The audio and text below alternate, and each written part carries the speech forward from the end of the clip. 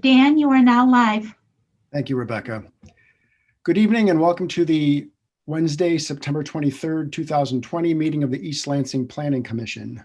Mr. Haywood, would you please call roll?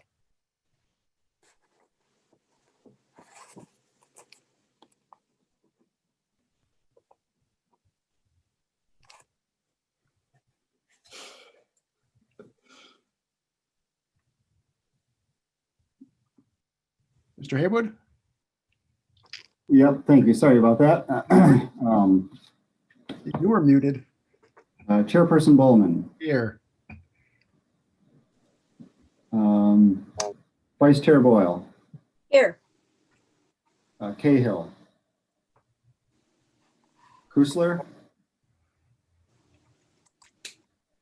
Sullivan. Here. Williams. Here. Wolf. Here. Lapine. Here. And Wagner. Here. We have a quorum. Thank you. Those of you joining us for the first time, I'll remind everybody that we're dealing with new technology, and I'll thank you in advance for your patience as we do pretty much every month, every few weeks now. I will remind you again that all members of the public will have an opportunity to address the commission during a public comment and during each public hearing. Each commission member will be called upon individually to speak during each item. A commission member may say pass if they do not have a comment for that item. Commission members are reminded to state their name before speaking or making a motion and so on. All votes of consequence will be taken with a roll call vote. I will take a moment and introduce members of the public and members of the commission to our two new planning commission members who you can see presumably on your screen now. We're joined by Ed Wagner and Lauren Lapine. Ed comes to us from the Housing Commission and was a Emerging Leaders graduate in 2017 and has been active with the Bailey Community Association. Excuse me, Mr. Wagner, Commissioner Wagner. And Commissioner Lapine is an East Lansing native and a Michigan State graduate who works for the Michigan Public Health Institute. I will note that both Ms. Lapine and Mr. Wagner have assisted with local elections as election workers or inspectors. So I will welcome you both and appreciate your taking the opportunity to join us and look forward to working with you. That said, you have in your packets, I should also add that I reached out to Commissioner Lapine and Commissioner Wagner to let them know that inasmuch as they were just appointed last night and received the packet of information perhaps shortly, maybe only slightly after we did, that they should feel comfortable with recusing themselves if they feel uncomfortable about making comments about any of the matters before us tonight. They're jumping on pretty quickly, and I really do appreciate that. Otherwise, we would be bumping up against the underside of a quorum right now. But do feel comfortable if you need to recuse yourself from decision making if you're not comfortable with making I don't know, I'll say educated, informed comments. That said, you have in front of you a copy of the agenda for this evening's meeting. I would entertain a motion to approve that agenda.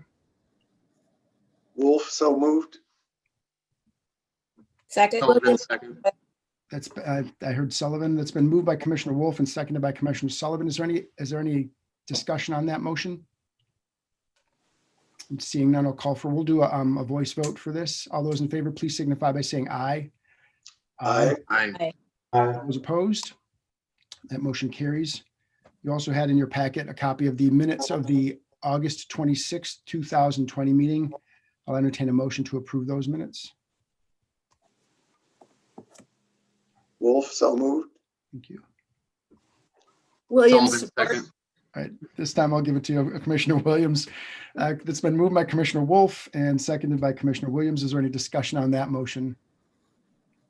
Seeing no hands, I'll call for again for a voice vote. All those in favor, please signify by saying aye. Aye. Aye. And those opposed? That motion carries as well.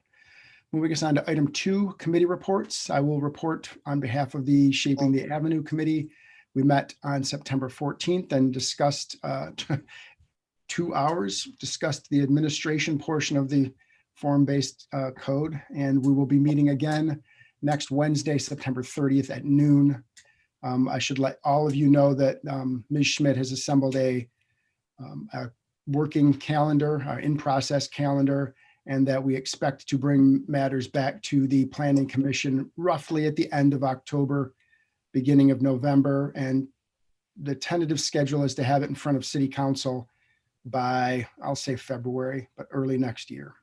All things going as planned. I'll invite Commissioner Wolf and Commissioner Williams if they'd like to add anything else to that. Okay. That brings us on to item 3, staff reports. Mr. Haywood. Thank you. So I want to report a little bit on the city council action last night. The MSU FCU project was approved. So the special use permit and site plan for that was approved, and we look forward to welcoming them downtown. It's pretty exciting to see an office development of this sort come to our downtown. Hopefully that'll add a lot of activity to our daytime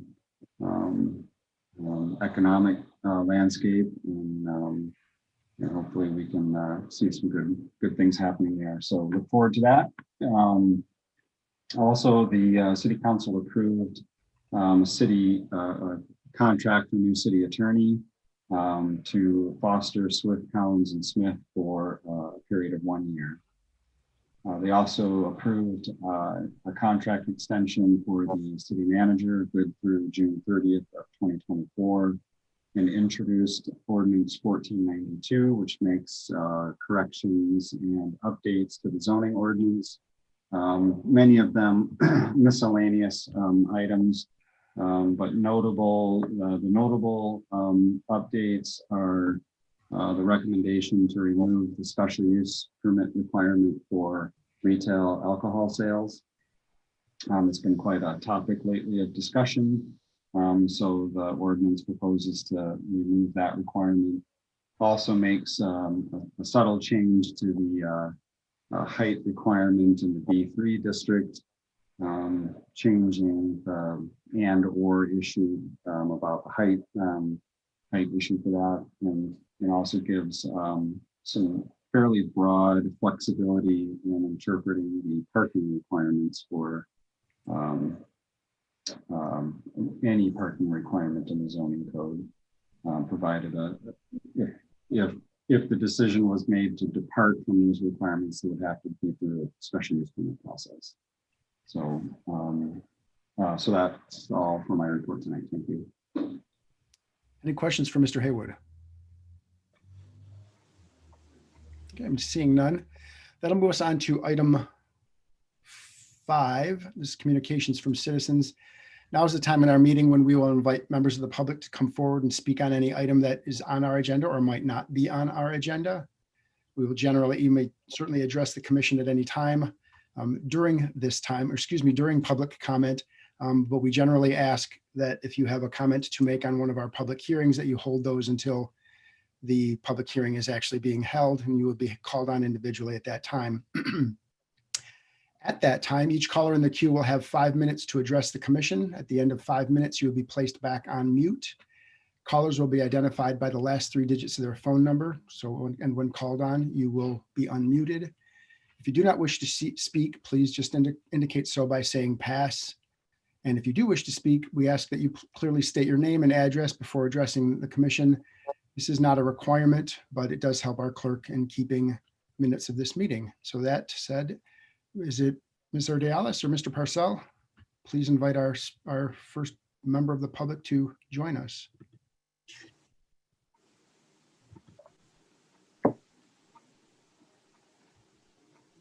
I can do it. All right.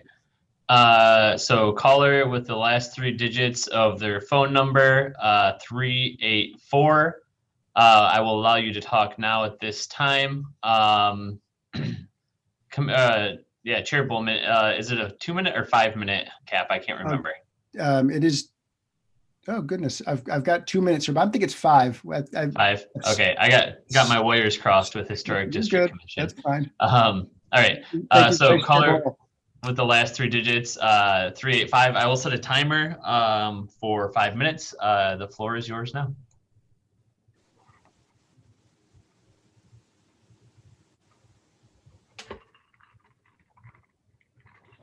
Pass.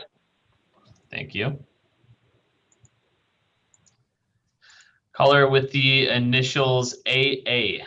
The floor is yours now. You are muted. I'll pass. Thank you. Caller with the last three digits of their phone number, 999. The floor is yours now. You are muted.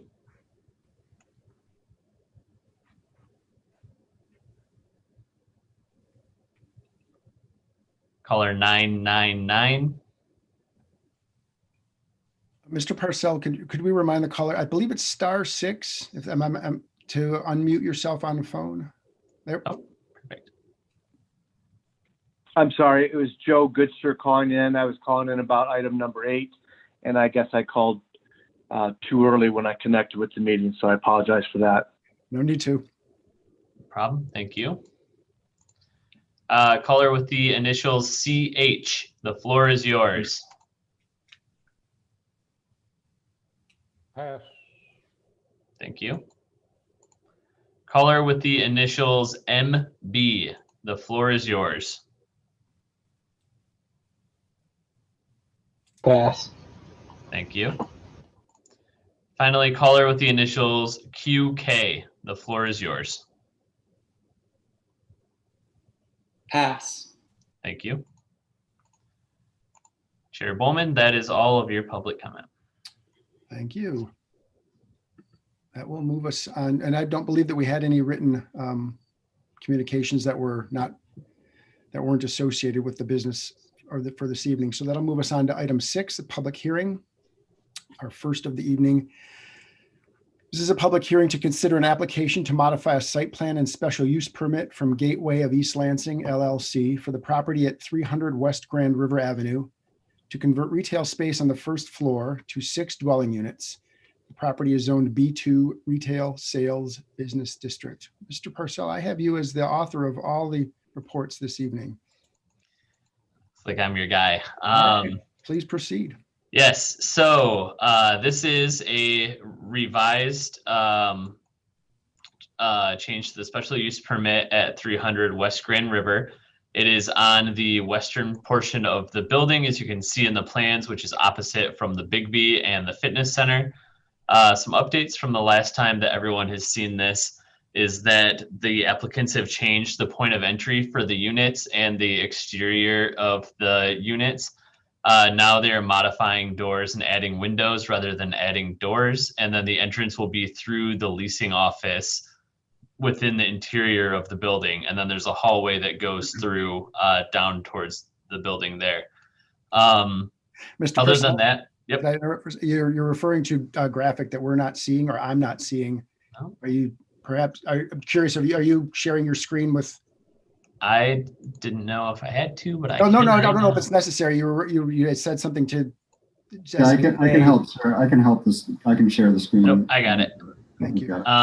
Yep. So over here, I'll scroll over to the left is originally proposed retail next to the proposed office. If you can see my cursor, and then over here is the proposed new layout of that floor. You can see that they're adding, modifying windows for the units, and then eliminating the doors. So there's no entry from the street here, but instead you go in through the office and there's a hallway right there. And that's how the residents get in. The one thing on the staff report that we anticipate maybe some questions on is the parking calculation. In my calculation in the table, I have it set at 63 spaces, which I believe there are 62 currently on site.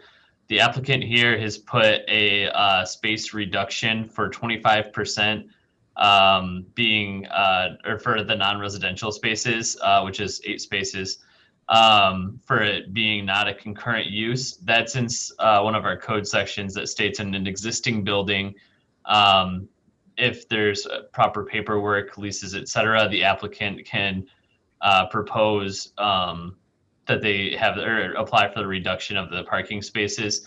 That would make it an allowable amount of parking spaces. At the fitness center, when they did this, I believe they're looking at getting off-site parking, which is the fitness center mentioned right here, to accommodate for the excess parking. The parking at this one is a little tricky, but just by looking at the pure numbers of parking, because there's parking on the surface, which is generally, I was led to believe, for the fitness center and the Big B Coffee, and then there's parking below it, which is only allowed in with a pass. So that's the parking's clearly separated for residential and non-residential surface parking uses. So I have my numbers slightly different than what you'll see here, but other than that, I think it's a relatively straightforward change from what we've seen previously, and I'm open for questions.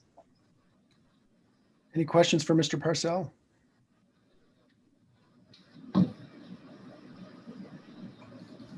Commissioner Wolf. Commissioner Wolf, yep.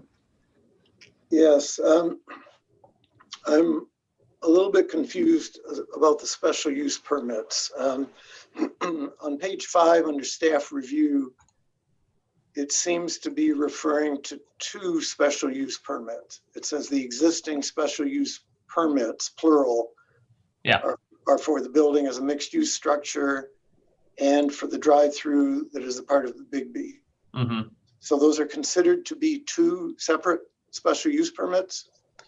Mr. Haywood could clarify and back me up on that, but I believe yes, because I think a drive-through use requires a special use permit on the B2 district. So I think that's how the Big B has one. And then the fitness center that we have already reviewed is a modification to the existing special use permit for the overall mixed use building on site.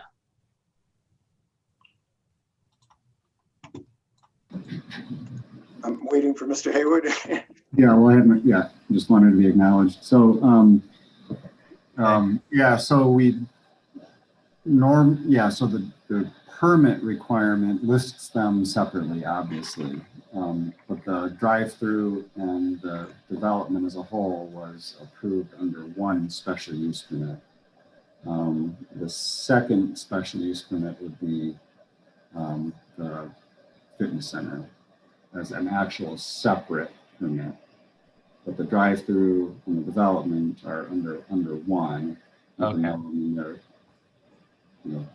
both are required to have a permit, but that tail S on permit might have been a leftover. We got the application for this and the fitness center at the same time, and there was an ample amount of dialogue about where they fit in terms of modification or a new special use permit in the district. Okay, but I think Mr. Hayward's answer is that there are 2 of them, that we did handle the fitness center as a separate one? correct. Correct? Okay, then my question is, this is being presented to us as a modification of a special use permit. Maybe it should be specific. I gather that it must be a modification of the, what you called the overall one, correct? Yeah. Yes. I think it might be good to note that in the staff report. If there are 2 of them and this is a modification, it should say which one is being modified. Okay. Yeah.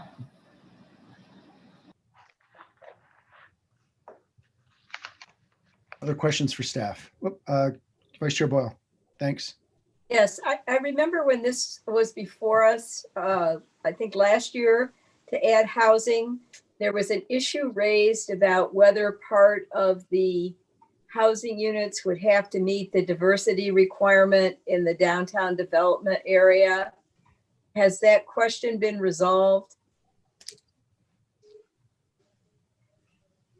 I am vaguely remembering that. I don't believe anything has come in that would specify anything otherwise on that front. To refresh your recollection, when we got the staff report, it mentioned that, I don't know the ordinance number, but under the ordinance that requires a certain percentage of housing in a mixed use development in the downtown development area to be owner occupied, income qualified, or limited to age 55 plus. The staff report mentioned that and said that a matching percentage of the new units would have to meet that. I know the developer was surprised by that. There was some discussion about whether, since the development itself predated the ordinance, and this was just some additional units within the development, whether the ordinance applied or not. But that's not referenced anywhere in the staff report. So I wondered if that meant that issue has been resolved in the negative, but I'm guessing it hasn't. Yeah, I would have to look into that. Okay.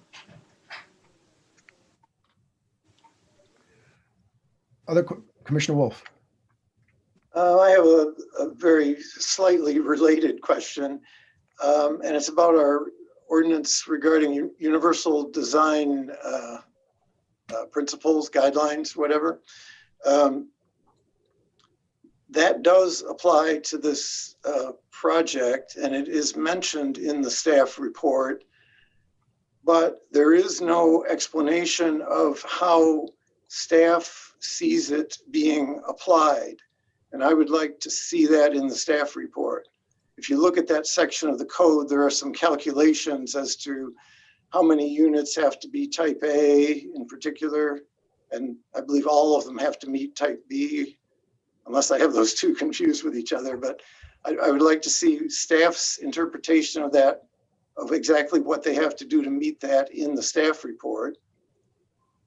And then second thing, and I guess this might be something more for the applicant, but there is a requirement noted on the application that says, as part of the application, the applicant must address how they are going to meet those. And I couldn't find anything in the application where the applicant had written about that. So I think the application is incomplete in that respect.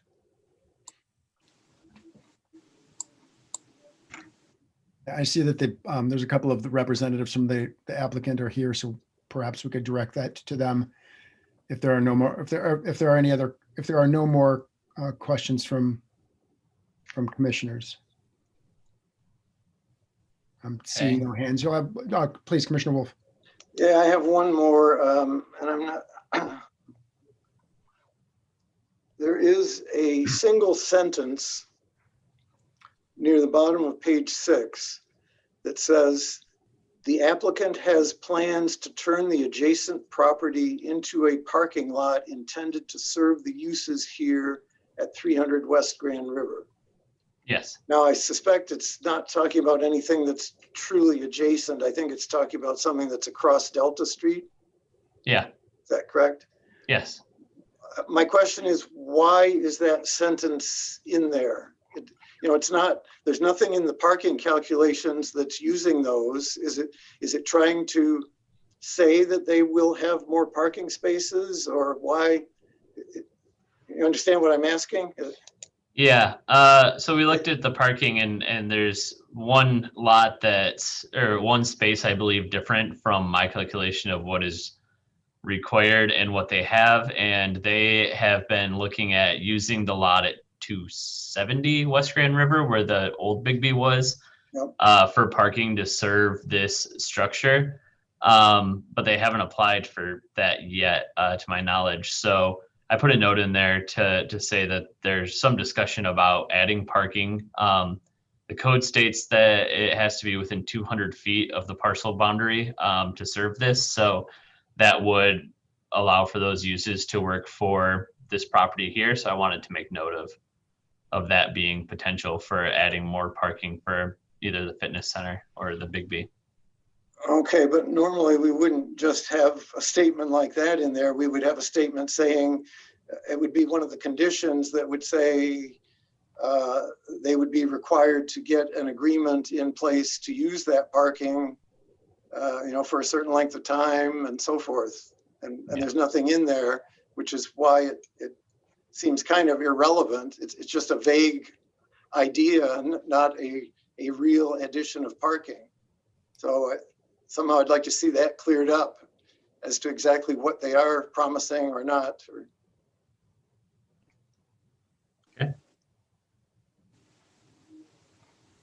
Any other questions for staff or concerns? Okay, Mr. Parcell, would you, I saw that the applicants were here.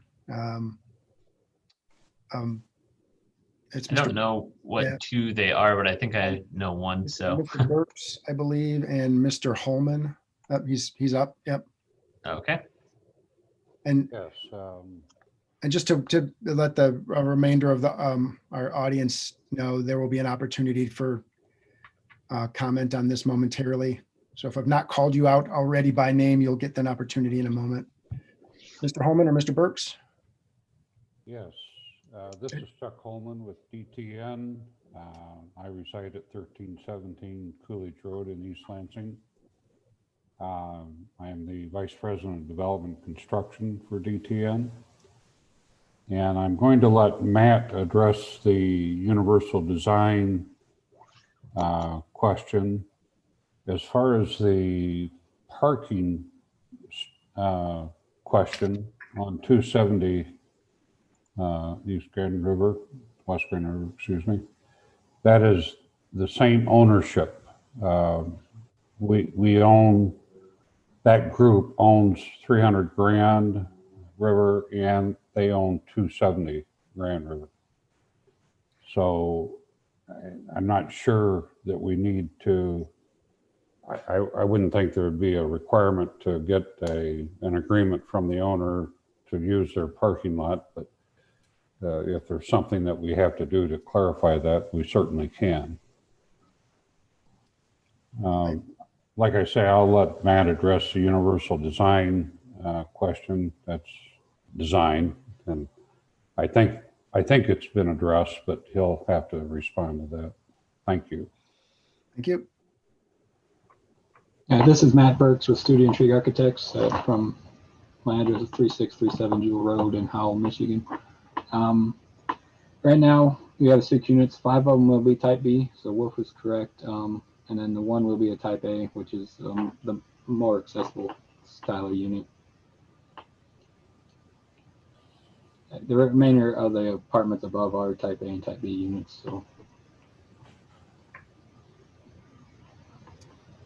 Commissioner Wolf had indicated that perhaps that some information on that would be appropriate to include in your application, Mr. Burks. Okay, I mean, we can amend it if we need to. Thank you. I recognize both of your names, and so I called you forward. Do you have other members of your team that are here that would like to add anything to your presentation? I don't believe so. Am I still on? You are, yes. Okay. I'm not aware that there are other folks on. Of course, as you mentioned, this was presented before and it was reviewed, and we've incorporated many changes in design based on what took place earlier. We think this would be a great addition to this property. And we're available for any specific questions that you may have. Thanks. I'm inclined to agree. We're not to that point yet, but it seemed to me that the greatest objection that was offered by a resident was that the doors to the individual units open directly onto the street, and you've addressed that concern. I think you've done a terrific job of that. So when we get to that point, I'm sure that'll be a point for discussion. If you don't have any other things that you'd like to discuss, I'll ask, does the commission have any further questions for the applicant? I just wanted to know one more thing. We did list on sheet A1 Type A and Type B units, so there's 5 Type B and then 1 Type A. Thank you. Sometimes that stuff's difficult to find at the scale. Yeah. Get them at. Thank you. Did you say sheet 1A? A1. Thanks. Okay. Any other questions for the applicants?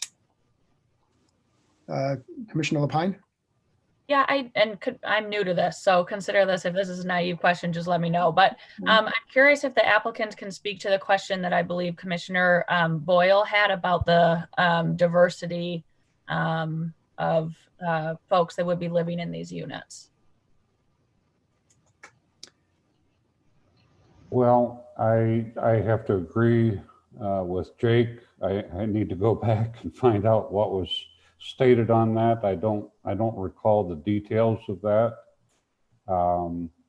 So we'll have to take a look at that and see what the requirements were, conditions, maybe I should say, with regard to that.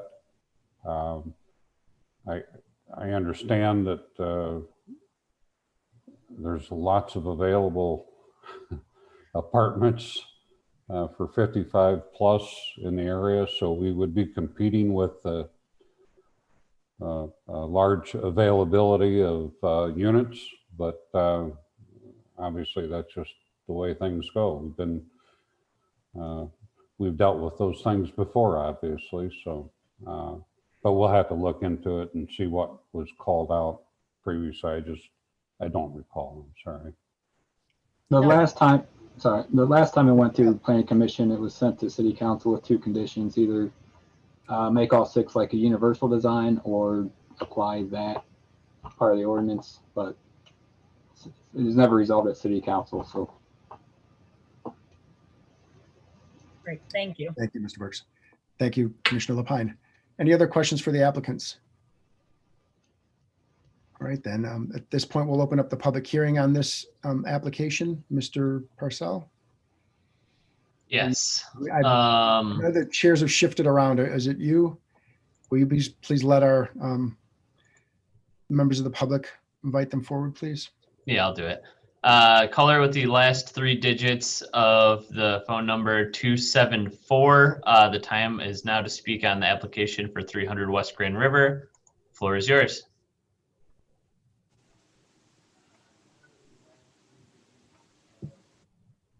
Pass. Thank you. Caller with the last 3 digits 384. The floor is yours.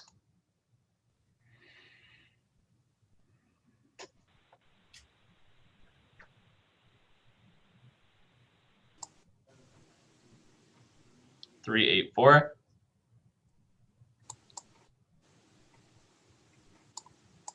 More time. Sorry, this is Matt Nelson. I'm with Studio Intrigue Architects also. My address is 329 North Cochran Avenue in Charlotte, Michigan, 48813. I have nothing. I just want to let you know who I was. I have nothing to add to what Mr. Burks has already passed on to you guys. So that was it. All right. I will leave you allowed to talk, but muted for this time. Sorry, we didn't catch you earlier as part of the application team. That's fine. Thank you. Caller with the last 3 digits 999. The floor is yours.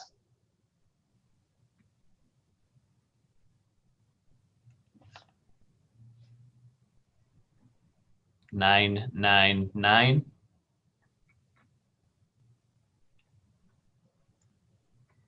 You are muted for reference. I believe *6 it was.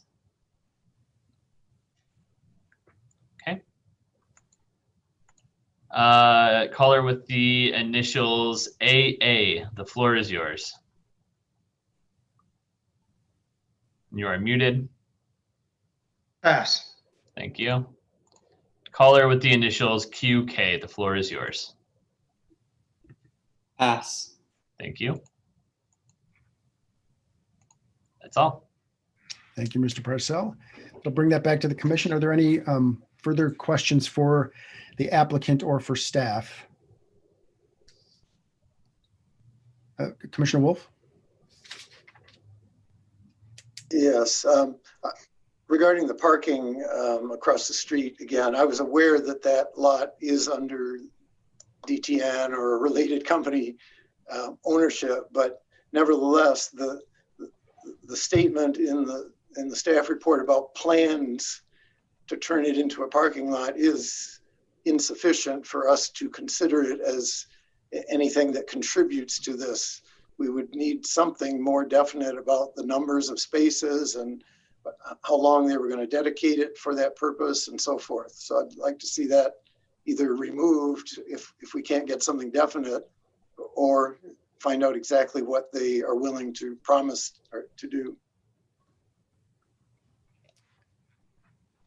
Okay, Mr. Holman, is that understood that in as much as DTN can park on their property where they like, there needs to be some record that indeed, if the parking is shared, that there's some record that one or two spots in the current Big B, what did you say, 270 West Grand River, that those are already spoken for.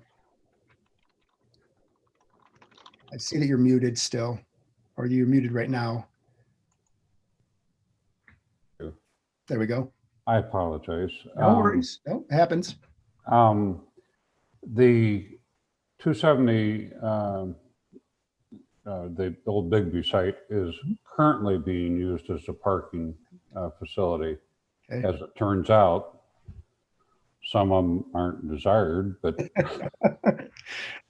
is being used as a parking lot. And we're in the process very soon of submitting an application that will provide the design with the number of parking spaces and all. We're right on the cusp of submitting that. So I'm not quite certain how, I mean, we can talk about what we need to state in this request to clarify that, but there's parking now, there'll be parking, assuming that we get through site plan approval.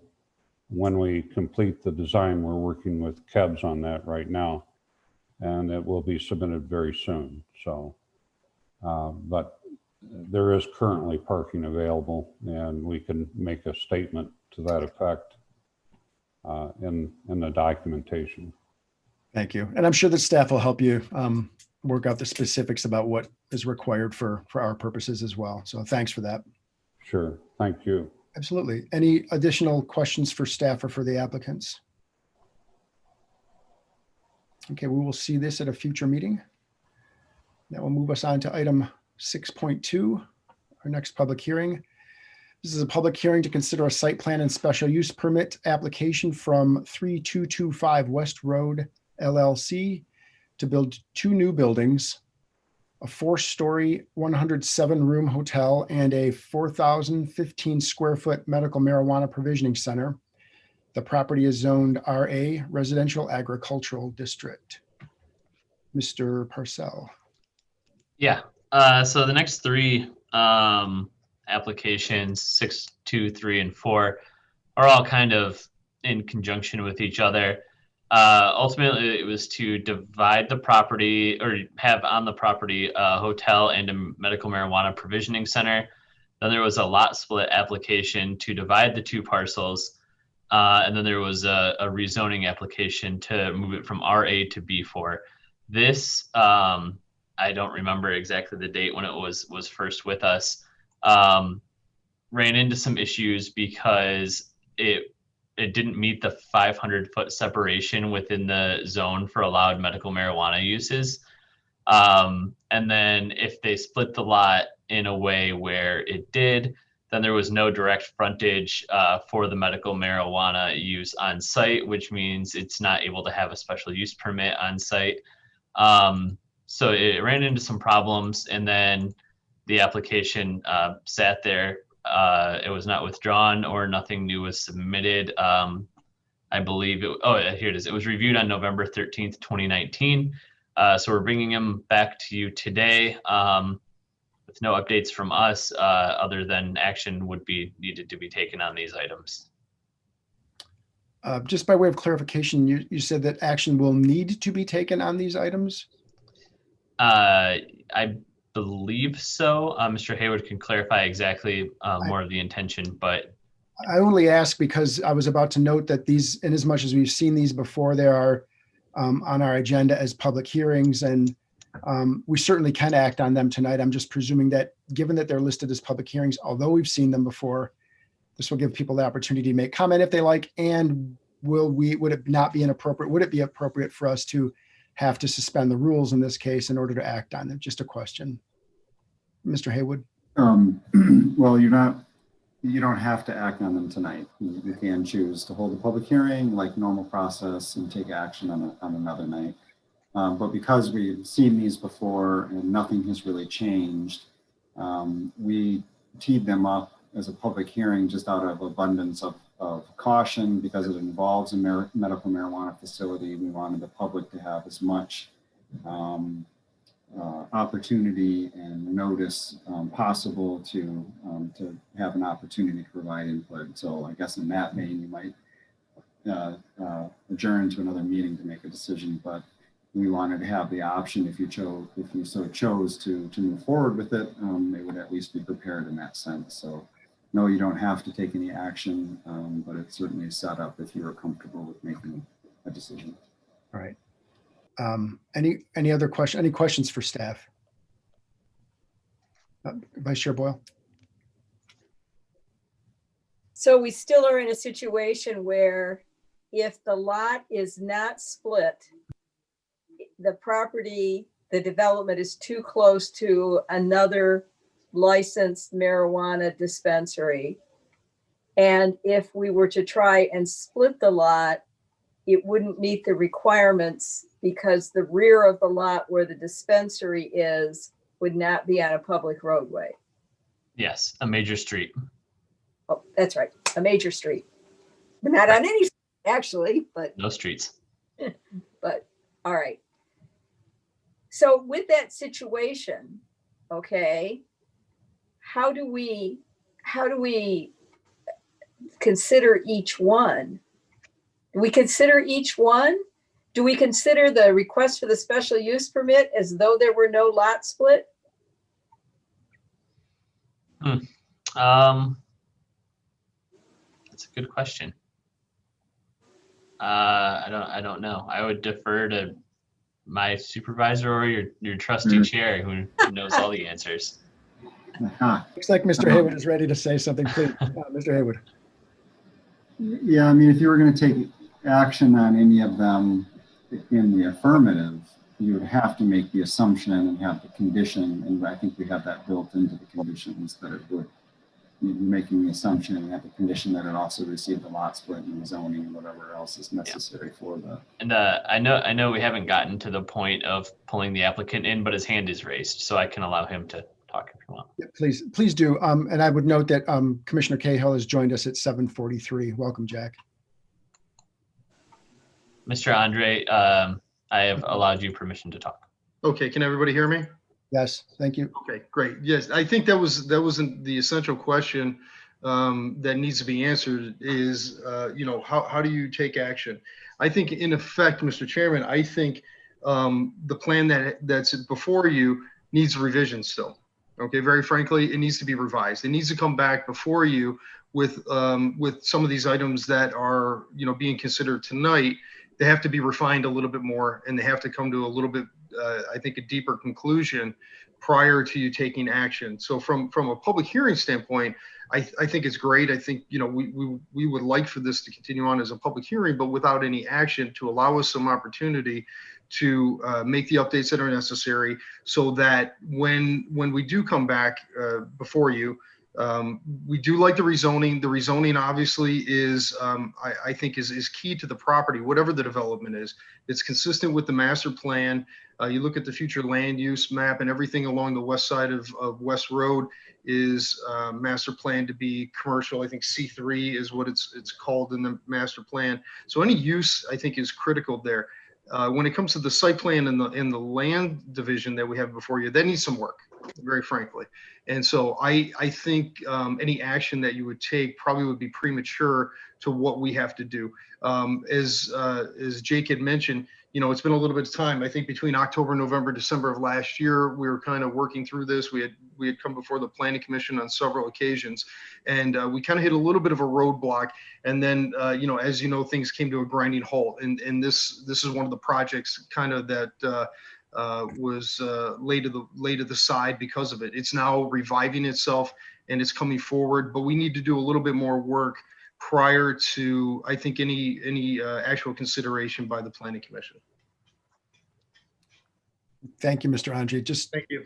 Stay close, please, because I suspect there may be questions from the commission. It sounds to me, though, that, and I guess I'll ask this specifically to Mr. Haywood. Indeed, you are indeed comfortable with us not acting on this tonight, although there was a motion in our packet It seemed to me that there was a time, I presume there was a timing issue that some, I don't know, some deadline was about to expire and it needed to be moved on or acted on one way or the other. No deadline, but it's been a year, since we've seen this, and I think, that's at least a marker that we either, as city administration, we kind of feel responsible either, holding something too long, I think is a disservice to our customers. So we like to try to resolve these things in one way or the other. To leave them just sitting on the shelf, I think is, they've submitted an application and paid for a decision. And so if they're not willing to come back and respond to our inquiries, I think it's our due diligence to move this forward. Okay. But right. We can certainly wait. Thank you. Second meeting here. That's fine. All right, that said, are there any further questions for staff, or as long as we have the applicant? And Mr. Andre, do you have other representatives here with you? No, Mr. Chairman, I'm the lone representative. Thank you. Thank you. Any questions let's start with staff. I'm seeing none, so I'll ask any questions for the applicant. Oh, Mr. Commissioner Cahill, were you, please. You're muted, Jack. You are muted. Okay. Yep. I'm obviously coming onto this late and I may have missed some discussion, so I apologize if I'm going over something, but just listening to that, it sounds like the applicant is saying this is not what we actually want to do. And so I guess the question to me is, why would we be looking at it if the applicant's not ready to go forward with it?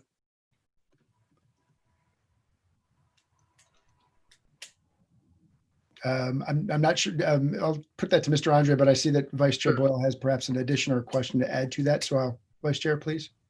Thank you. Well, I think the problem is that the way the proposals are before us right now, with the exception of the rezoning, which I think I could certainly support the rezoning. I think that's the appropriate zone right now. Neither of them can be approved because they don't meet our ordinances. If the developer has some plans that might be able to improve either of those situations, I guess it would be worthwhile to have them confer with staff so they know and we can get a recommendation as to whether or not any changes they propose will fix the problems that we're facing. If they don't have any recommendations that are going to fix the problems, then I think what we need to do is vote on it and send it on to council because we've got proposals that don't meet the structure of our planning. So. Thank you. Any other questions for the applicant?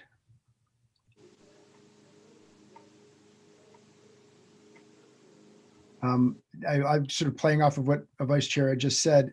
Mr. Andre, it seems to me that there's a couple of, the two, it's sort of a conundrum, I guess, that if it's close enough to or if it's far enough away from the existing proposed provisioning center, then there is no frontage. And if there's frontage, it's too close to the provisioning center. And so you sort of can't have currently, unless you've got, unless your design team has got another trick up its sleeve, the design changes that you've mentioned, I'll be interested in seeing them. Sure. No, Mr. Chairman, and I think I don't want to waste your time and members of the Planning Commission's time. I think as Mr. Haywood had mentioned, I think because of the timing of when we had started the project, when we initiated it with the submission to the city, and the timing that it is now, it kind of facilitated, hey, let's try and move this along. One of the things that we're looking at is actual use change, Mr. Chairman. And so with that, but again, and that's why I think, as the Vice Chair had mentioned, with the change in the zoning being supported. So what we're looking at are approved uses within that B4 district that also would meet the ordinance, and so that we can get out of this little bit of a circle of, yeah, the zoning looks good, the site plan meets criteria of the ordinance, but the land division would render it null and void. So it's a very difficult situation. So we're trying to resolve that through looking at different uses as well. So some reconfiguration of what we're doing there, but uses that would be consistent within that B4 district. Okay, Commissioner Wolf? I'm not sure what you're saying about the lot split. Are you saying now that you would no longer be splitting the lot? The lot split that we had proposed and that you have before you was intended to split the lots, and so that we could maintain a 500-foot buffering with, I believe, an adjacent approved provisioning center. That obviously, discussing it with the staff and then also with the city attorney is something that posed a challenge. And so it, very frankly, it doesn't work. And so that's why I was saying the plan that you have in front of you, we need to modify. So what you have in front of you is needs to be changed. We'd be happy to work with staff, in the coming month or so to develop something that might be a little bit more appropriate. Okay, we already knew all that. What I was asking is whether your new plan would still be splitting the lot, or are you dropping that idea? I don't know that. That's a good question. I don't know that, Mr. Wolf, because we could look at a site condominium based on the use. I don't know if we would be splitting it. I can't tell you that right now until we come with a little bit more definitive plan and look at the uses that are there. So I don't know that answer. I really don't. All right, so there's two other, we're going to see this again in 5 minutes and then in 10 minutes. Mr. Haywood, please. I'm sorry, I don't know if I'm allowed to ask questions of the applicant, but I don't see why not. So Mr. Will's question about the lot split, are you willing to move forward? But then we hear that you need to make, or you want to make changes to the site plan. And my question is, do you have any plans that you're considering right now? Yes, Mr. Haywood. Yeah, we're actually working on some additional concepts. We're actually working today on that. Things fell off quite a bit, and there was a lot of retraction, within the hospitality industry when it came to the hotel. Things are changing. Things are starting to look a little bit more forward with that. So we're looking at multiple options actually with that parcel, especially when it comes to the hotel itself. So we do have some concepts that are that we're working on. As I mentioned, I think we could be at a position that we could share some of that information with you and Jake and other staff members, in the coming weeks. Mr. Andre, the complication here is that typically when projects are and everybody, first off, I don't think anybody on this commission has any objection to the idea or that there are going to be delays in projects over the past 9 months because of COVID. I think everybody's sympathetic to that. The problem is that typically when there's a delay like this, it occurs, and these are not typical times, to be fair. It occurs after the Planning Commission and City Council have seen it, and then applicants would come back and request a formal extension, as Mr. Goodsir, who's patiently waiting in the wings, is going to do in 15 minutes. So our charge, I think, is to perhaps determine how to handle really the permit and the lot split are essentially tied together. The rezoning presumably could be handled separately. My inclination is to probably not act on either 6.2 or 6.3 this evening, but given that there will be significant changes to the plans that are in front of us, that this would come back again as a public hearing in a future meeting so as to allow the public to comment on what will hopefully be the final plans at that time. So Mr. Haywood, just a sec, and then perhaps we could actually act on the rezoning so as to give you some solid footing on which to act, with the assurance that indeed the underlying zoning is made available. I think that's fully appropriate, Mr. Chairman. Thank you, Mr. Andre. Mr. Haywood? Yeah, just a follow-up question about the concepts that you're considering, and I can respect if you don't or can't really answer it at this time, but do they still involve medical marijuana concept at all? Not at this time. We're trying to look at other uses that are any and all, Mr. Haywood, uses that are within that B4 district. Mr. Commissioner Wolf. Yes, I think we really need to act on the site plan and special use permit and recommend denial and move it on to city council. This is too old. We first considered it in September of last year. We then took it up again 2 months later. All of the same issues were still present in those 2 meetings. They had from November until, let's say, February or even March, before COVID-19 was really an issue. They did not come back with anything. The applicant still sounds as though they are really in a development phase, not a presentation phase for the actual site plan. So I think we need to vote on that, and then when they're ready, come back with a new site plan. Yeah, I was hoping that either that or, as I'd said, either push it off for another meeting. I just really want to have some clear direction as to what this commission's intention is regarding this, regarding this particular parcel.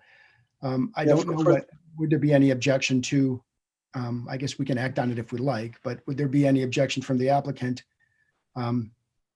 Just denying it now doesn't mean that we won't see it again, potentially. Right. No, I understand. And I understand the Mr. Wolf, what you're saying, that we also didn't ask to be on the agenda this evening at the same time. And so with that, if we, I understand what you're saying, and hopefully you understand what I'm saying, in that we are actively looking at other options because we do have the property under contract. We're trying to make it work.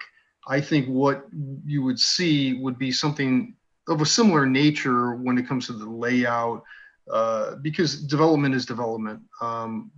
The hotel would be the anchor for that location. So if you were to see another site plan, it basically would be something similar in nature. So if your choice discretion would be to deny and to or make the recommendation onto city council, we'd be basically coming back with a similar plan. So, I mean, our preference would be that we would move forward on the rezoning, because I think that's what's the critical to the development, and that we, if we can table both the special land use and site plan and the lot split, that we could amend what you have before you to something that would be considered approvable by the Planning Commission.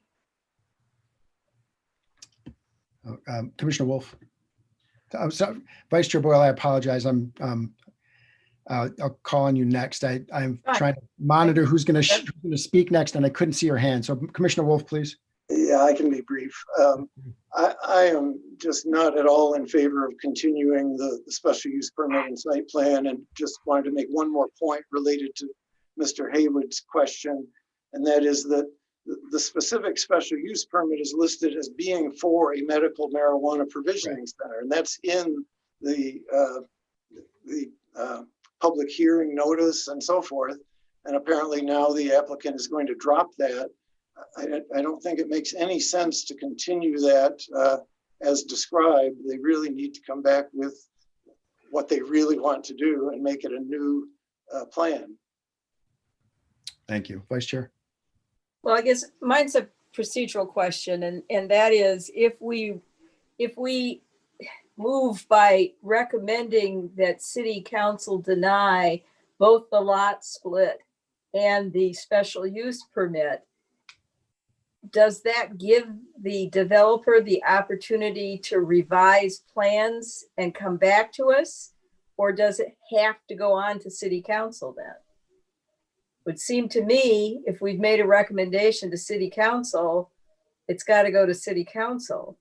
And that doesn't make sense to me if they are going to submit revised plans. Mr. Haywood?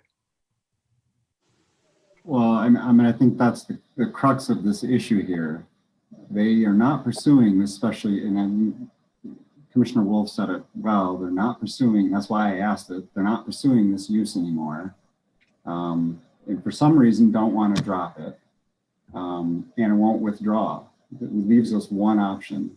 And I don't know what else to do with this. And that's kind of what staff has been sitting here for a year asking for resolution on this, short of taking it back to the Planning Commission, and we've received almost no response.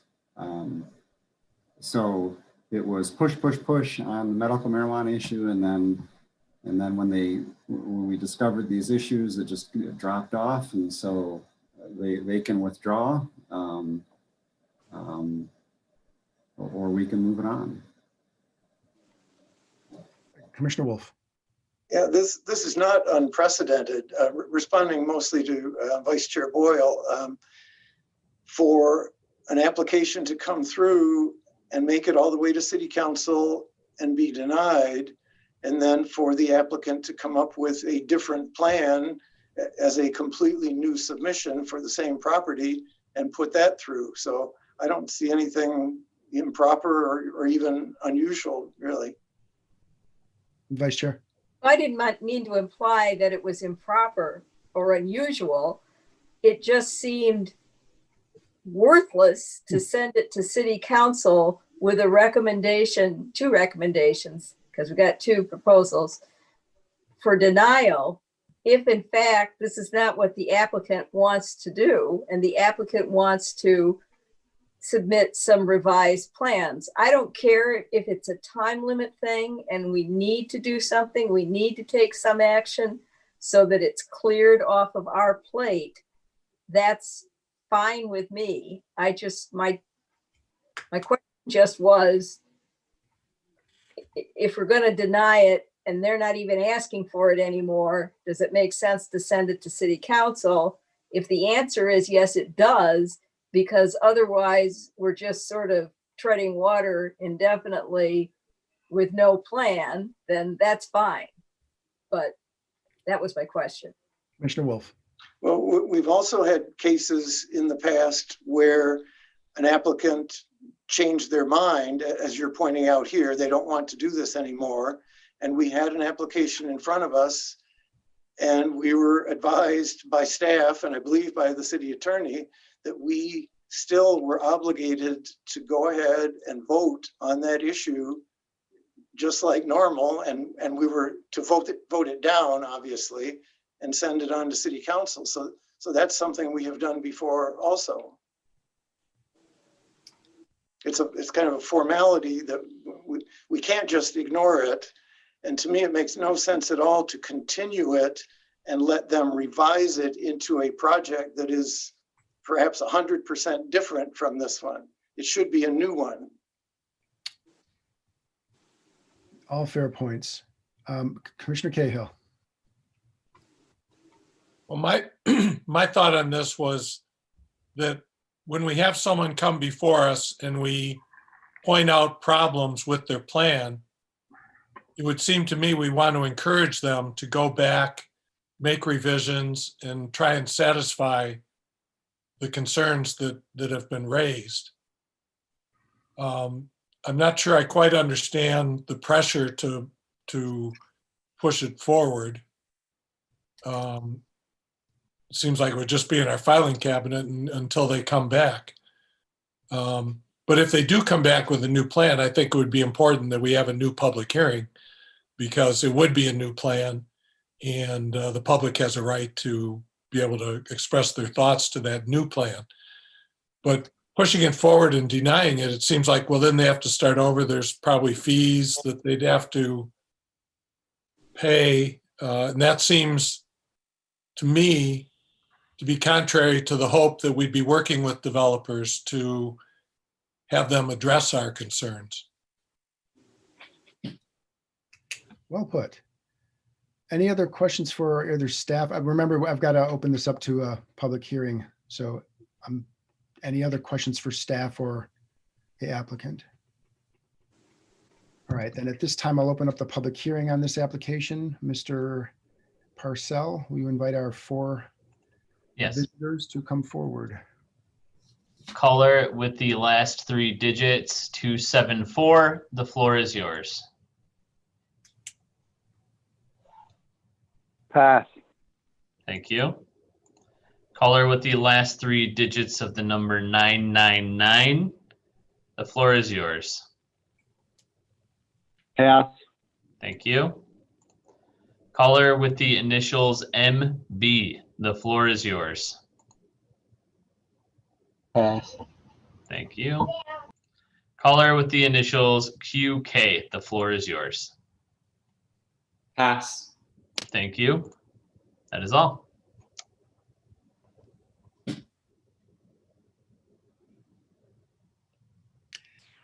Trying to be polite. With that, we'll return it back to council, to commission, and for your preference as to how to proceed.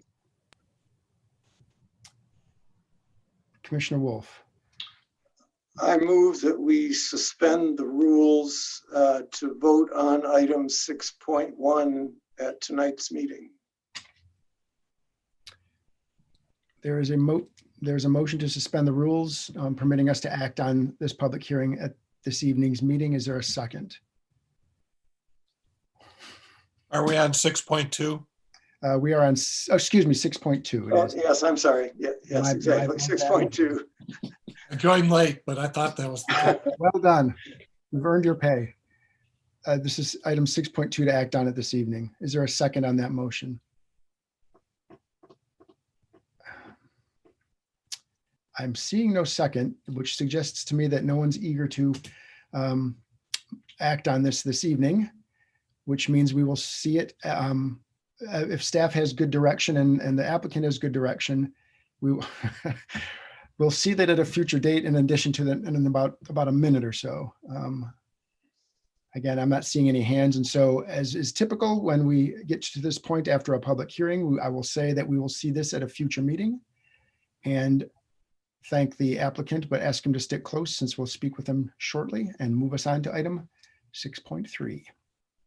That being the consideration of a lot split application for 3225 West Road LLC for the property located at 3225 West Road to create 2 parcels from the existing 4.50 acre property, which is located in the RA Residential Agricultural District.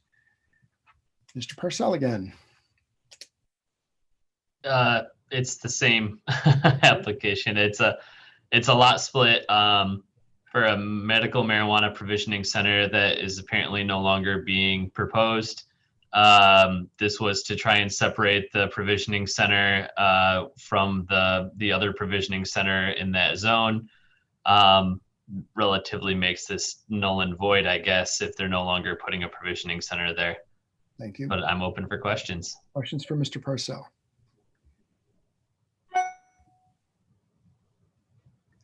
Seeing no hands, I will, by way of formality, I'll ask Mr. Andre, do you have anything to add to Mr. Parcell's presentation?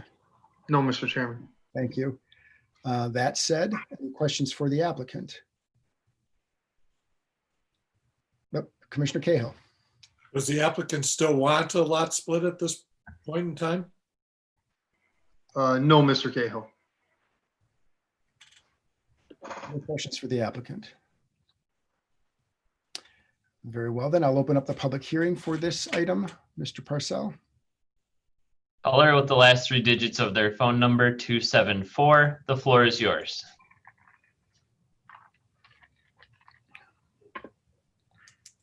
You are muted.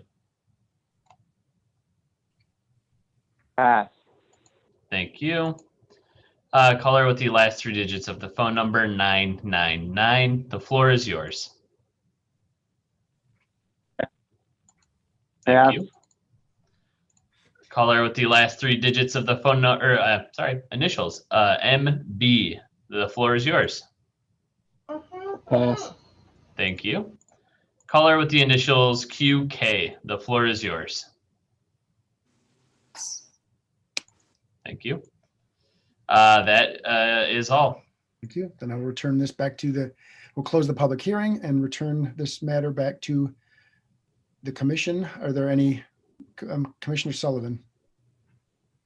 Not to overly complicate a very complicated topic, but I think it might actually make sense to take a vote on well, essentially denying this lot split, because I think if this is going to come back, it will look substantially different. Whereas when the project comes back, it could essentially look pretty similar with a hotel on it, but that's just my thoughts. Well, in order to act on it this evening, we will need a motion to suspend the rules. I see that Commissioner Wolf's hand is up, so I'll call on him, but keep that in mind. Commissioner Wolf? So moved. Okay, very well. It's been moved by Commissioner To Wolf. suspend the rules. Yes, thank you. To suspend the rules on item 6.3 and to permit the Planning Commission to act on this matter this evening. Is there a second? Second. It's been moved by Commissioner Wolf and seconded by Commissioner Sullivan to suspend the rules and permit the Planning Commission to act on item 6.3 this evening. Is there discussion on that motion? Is there additional discussion on that motion? Seeing no hands, then I will call for a roll call vote. Mr. Haywood? Bowman, Yes. No. Boyle, Yes. Cahill, Yes. Lapine, Yes. Sullivan, Yes. Wagner, Yes. Wolf, Yes. Williams. Yes. The yeses have it unanimously. Very well. We may now permit ourselves to act on this application this evening.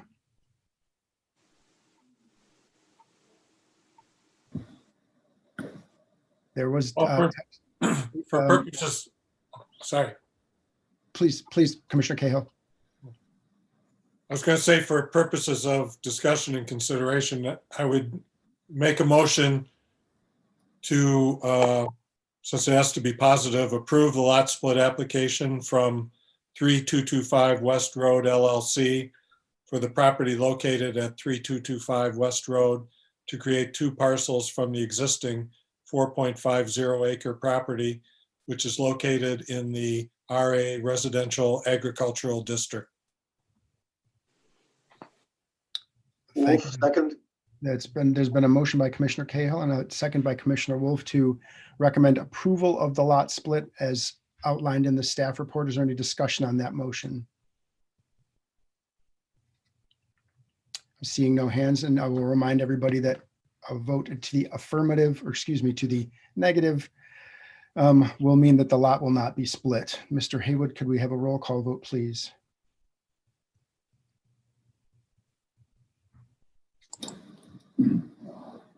Bowman, No. Boyle, No. Cahill, No. Lapine, No. Sullivan, No. Wagner, No. Wolf, No. Williams. No. Motion fails unanimously. Motion fails, so the recommendation to council will be to not approve that lot split. That brings us, and that ends that item for us and moves us on to item 6.4. Excuse me, let me readjust my screen here. This is item 6.4. This is a consideration of ordinance 1477, an ordinance to amend the zoning use district map of chapter 50 zoning of the code of the city of East Lansing to rezone the property at 3225 West Road from RA Residential Agricultural District to B4 Restricted Office Business District. Mr. Parcell. So this is an application to rezone this lot from RA to B4.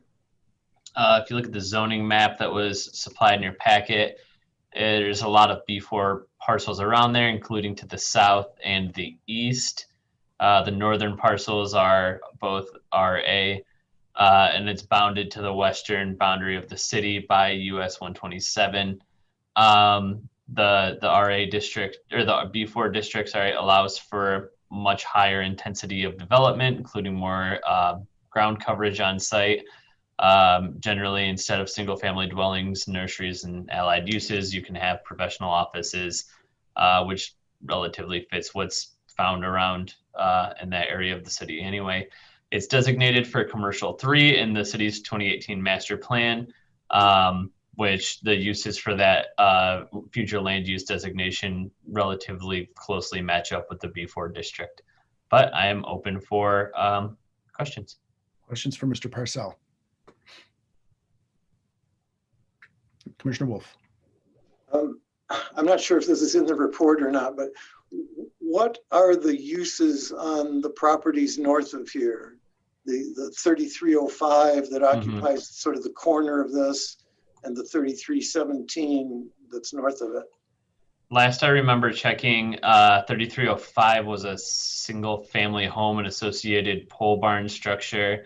And I think 3317 is a vacant strip, but it looks like it has some buildings on it in the aerial photo, but yeah. That was the last I could remember. Give me 1 second. Or maybe I should say structures. I can't tell. Yeah, it looks like actually that there's a single family home on both up against West Road, and then it goes into just kind of forested land. All right, thanks. Other questions for staff? I'm seeing no hands. So Mr. Andre, do you have anything you'd like to add to Mr. Parcell's presentation? Yes, thank you, Mr. Chairman. One thing I'd like to add is I agree with Mr. Parcell's analysis of this property. One of the things to consider is the consistency with the future land use map. As he had stated also, some of the adjacent properties to the south are already zoned B4, so this would be consistent with that.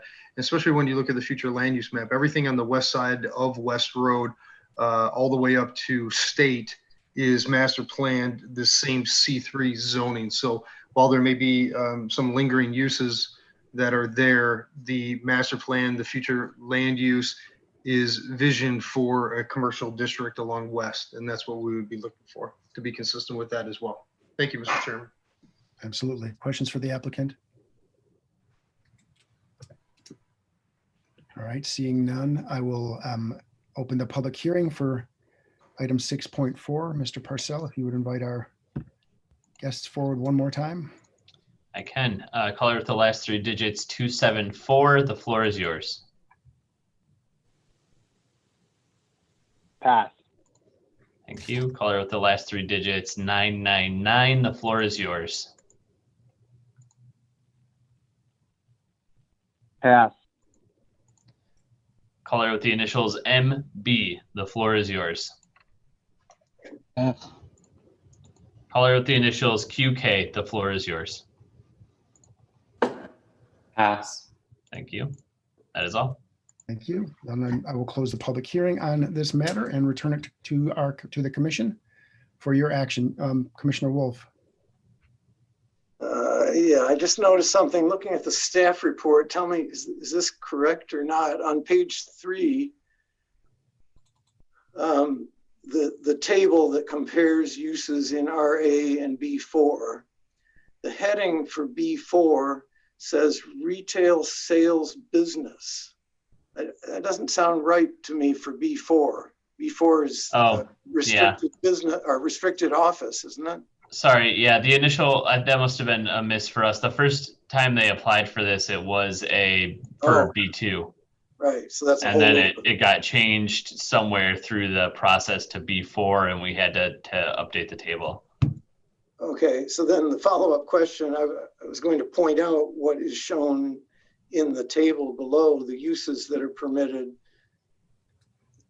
it's fairly limited in terms of retail uses, correct?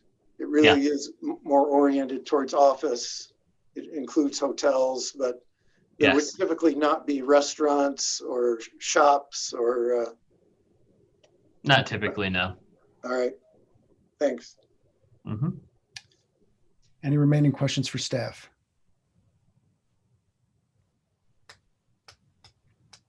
Well, the commission, it's your pleasure. If we do want to act on this tonight, I'll remind you that this is a public hearing. We'll need to suspend the rules again.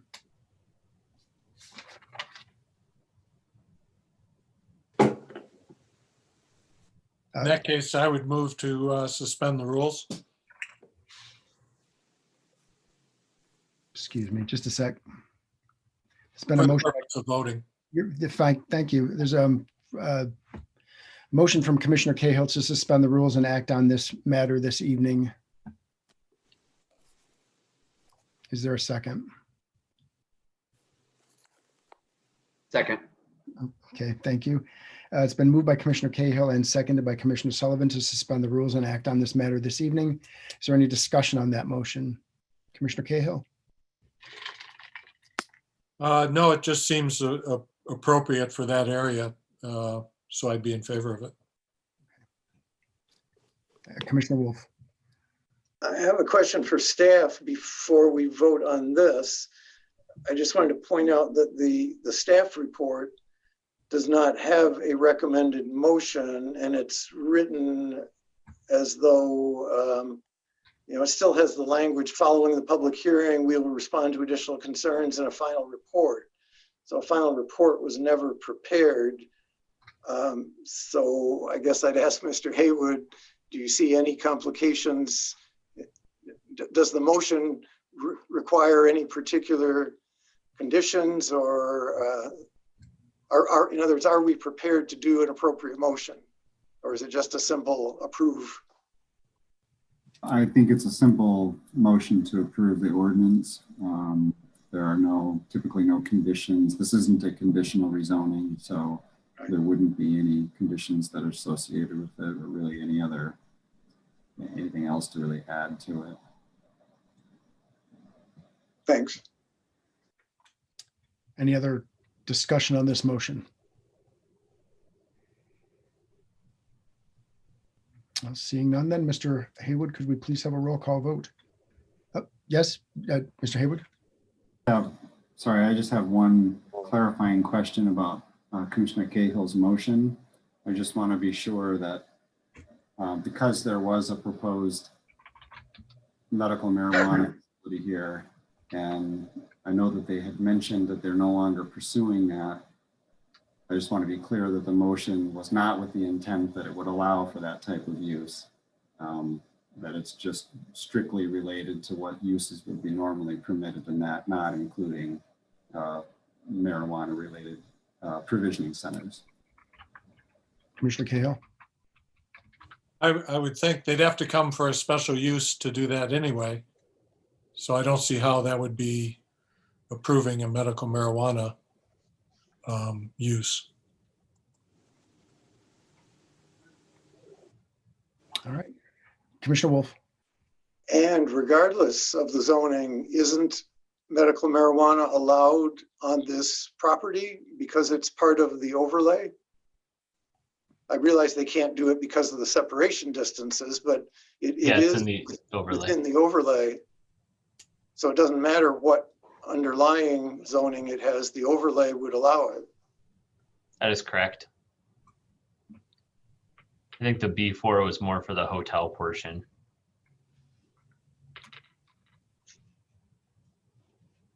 All right. Any more questions for staff? Mr. Haywood, could we please have a roll call vote on Commissioner Cahill's motion, seconded by Commissioner Sullivan, to suspend the rules and act on this matter this evening? Bowman. Yes. Boyle. Yes. Cahill. Yes. Lapine. Yes. Sullivan. Yes. Wagner. Yes. Wolf. Yes. Williams. Yes. Motion passes unanimously. All right. It's the commission's pleasure. I Thank you, everyone. I thought someone was speaking, sorry.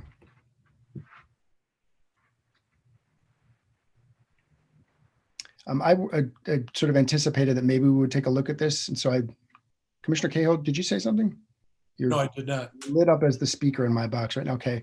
I could entertain a motion. I'd be comfortable doing that. And then if somebody else wanted to actually take the opportunity to move, I will be happy to provide the text.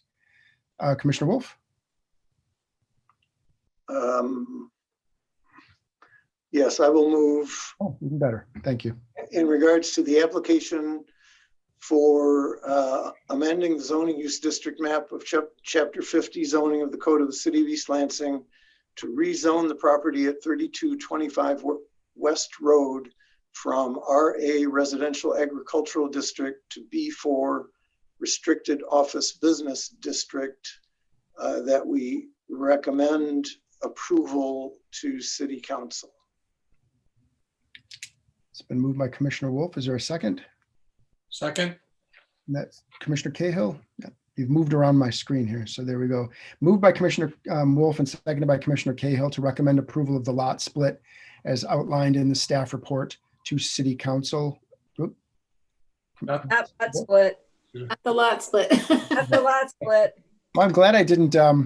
My text actually has lot split in it. So that's why I went back to thank you. Let me try that once again. I'm going to clarify Commissioner Wolf's, thank you, Commissioner Wolf's motion, and that being the Commissioner Wolf's motion, and seconded by Commissioner Cahill, is to recommend the rezoning of the lot at 3225 West Road from RA residential agricultural to B4 restricted office business. Is there any discussion on that motion? Commissioner Wolf. It is a little bit unusual for us to rezone a property that we know has pending development without having a site plan. And in fact, there have been cases in the past where commissioners have been reluctant to do that without knowing what the actual plan was. I think this is a little bit different because it's currently in the RA district, which is really just kind of a holding zoning from properties that have not really had any other use in the past. But I also wanted to point out, and I don't know if Mr. Haywood would have any comment on this, but if we forward this to council with a recommendation for approval, I don't think they are necessarily obligated to act upon it themselves. If they get it and they wish that they had a site plan along with it, I think they might be able to defer it, the rezoning, until a site plan comes along to join it. I wonder if Mr. Haywood has any comment on that. Or? I think they probably could do that.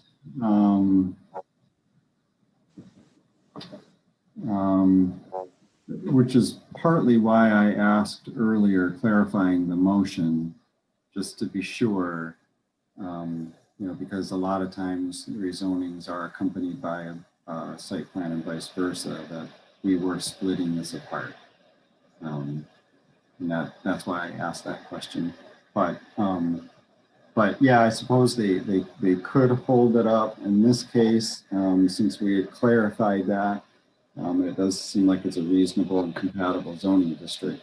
I'm not sure why they would, but I suppose they could until they had a proposal. I guess I'm sort of thinking, is this a case where we could be forcing their hand by putting this before them separate from the site plan, when I suspect when they introduced these, that they introduced them all at the same time? True, but Also, there are other reasons why you would rezone property, and it could be for marketing purposes to definitively determine what uses would be permitted so they can pursue other developments or market it to a development. So there's nothing that prohibits rezoning without a site plan, and sometimes it's beneficial to do the rezoning so you can attract a particular development. Thanks. Any other discussion on the motion? I think I'll add that it does seem to reflect the use of that area as outlined in the comprehensive plan. So it does seem to be I think a prudent move. I see no other desires to comment on that. So Mr. Haywood, could we please have a roll call vote? Bowman, Yes. Boyle, Yes. Cahill, Yes. Lapine, Yes. Sullivan, Yes. Wagner, Yes. Wolf, Yes. Williams. Yes. Motion passes unanimously. All right, terrific. Then that will move us on. If Mr. Andre is still here, I wish you well, and we'll presumably see you in hopefully the near future. We'll move us on. Do we have no new old business this evening? So that will move us on to our only item of new business, item 8.1. This is the consideration of a site plan and special use permit extension request from GTW Investment Properties, Community Resource Management Company, to construct a 4-story Class B multiple family dwelling to house 44 people at 215 and 217 River Street for an additional 12 months until October 8th, 2021. Mr. Parcell? Actually, I can help you with this one tonight. So this request is very similar to the other site plan special use permit requests that we've seen recently. The COVID pandemic has created quite a crisis in the housing market to some extent. This organization would like additional time to continue to explore their options for this project. And they're requesting a 12-month extension.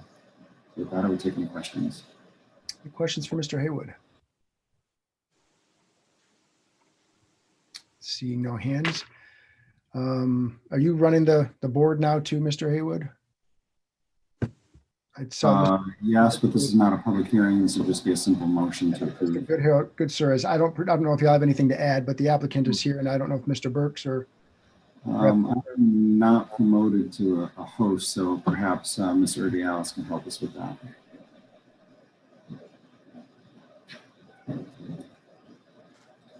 Okay. The caller with the last 3 digits of 274, you're now allowed to talk.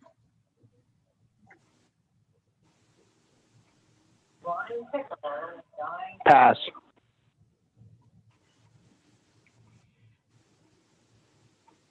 Caller with the last 3 digits of 999, the floor is yours. You're now allowed to speak. Good evening. My name is Joe Goodster, representing GTW Investment Properties and Community Resource Management Company. We are asking for an extension, not to reconsider the project. I don't know if you recall, but we were kind of working on 2 sorority redevelopments simultaneously.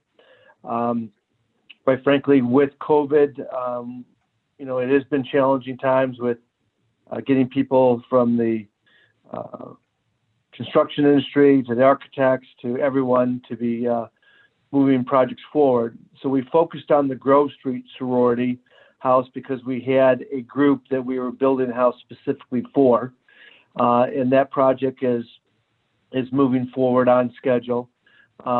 We now are focusing our attention to the River Street project. We currently have submitted the utility demo permits, and that should start within the next 3 weeks based on the City of East Lansing's schedule. Then we'll follow with the demo permits of the houses, and the final construction drawing submittal will happen within the next 30 days. So there's not a rethinking of the project. It's just been some of the time constraints, as I mentioned, regarding the challenges of working through building doing a development during this COVID crisis. I'm here to answer any other questions you may have. Any questions for Mr. Goodsir? Thanks. Mr. Goodsir, are any other members of your team present? There's a couple of other people that are still around the line here. I just didn't know if they were part of your team would like to talk, or if they're just here to listen. Not that I'm aware of. Okay, thank you. Rebecca, Mr. Dallas, that'll do then. Thank you. I just wanted to make sure that Mr. Goodsir could add anything if he wanted to. Sure. That said, and given that this is not a public hearing, that will return that to the commission's pleasure. How would you like to act on this?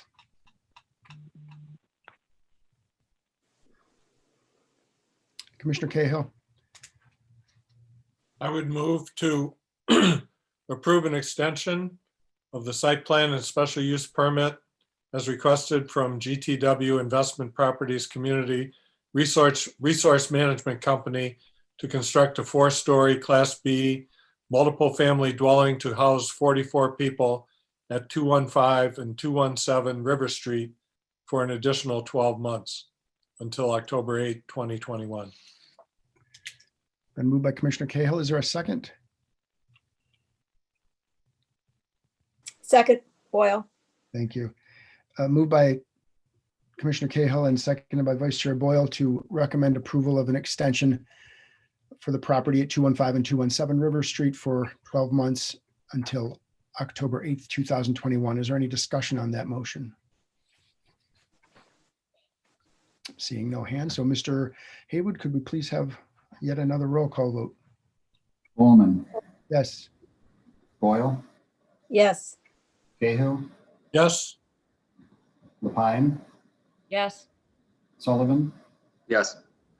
Wagner, Yes. Wolf, Yes. and Williams. Yes.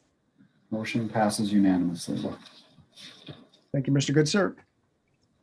Thank you. And that brings us on to item 9, Commissioner concerns. Any concerns from anyone? Vice Chair Boyle, there you are. Thanks. Sorry with the light right now. Not a problem. You're all very small on my small screen.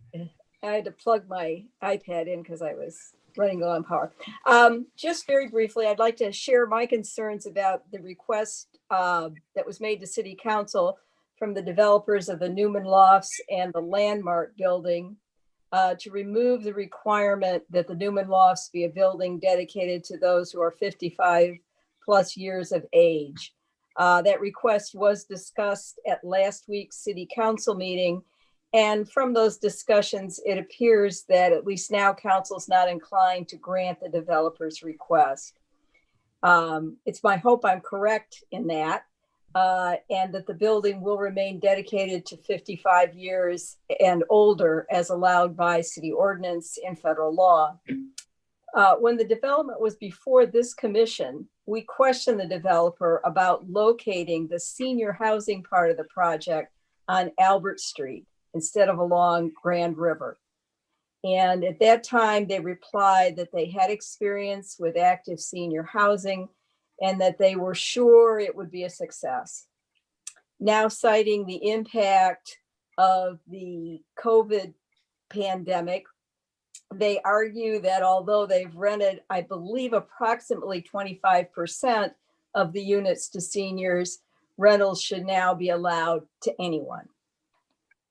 My concerns are that the need for affordable senior housing near the university has been an issue in our city for decades. In fact, it was discussed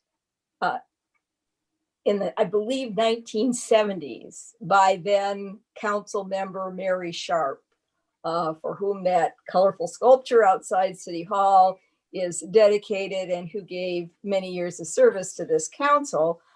She identified at that time that that was a need in this city, and it continues to now. When I was appointed to council in 2012, some of the earliest comments I heard from citizens were regarding a desire for housing in the downtown area and areas closer to campus.